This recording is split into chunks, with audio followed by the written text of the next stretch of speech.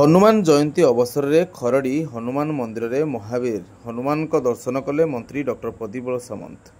Sukinda block अंतर्गत खरड़ी हनुमान मंदिर में महावीर हनुमान को दर्शन कले मंत्री डॉक्टर प्रदीप सामंत। सूचना मुताबक आज पवित्र ओडिया नववर्ष पणा संक्रांति और हनुमान जयंती अवसर में सोमवार दिवा 12:30 समय खरड़ी स्थित हनुमान मंदिर में महावीर हनुमान को दर्शन कर आशीर्वाद कामना कले मंत्री डॉक्टर प्रदीप सामंत।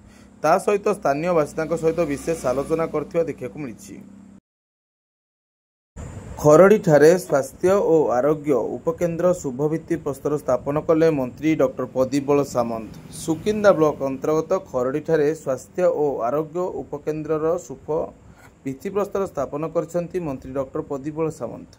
सूचना मुताबक सुकिंदा ब्लॉक अंतर्गत खरड़ी ठारे राज्य सरकार स्वास्थ्य और परिवार कल्याण विभाग पक्षर स्वास्थ्य और आरोग्य उपकेन्द्र को रविवार दिवा 12 घटिका समय स्थानीय लोकमानक उपस्थित रे शुभ भित्ति प्रस्तर स्थापन करछंती मंत्री डॉक्टर प्रदीप सामंत।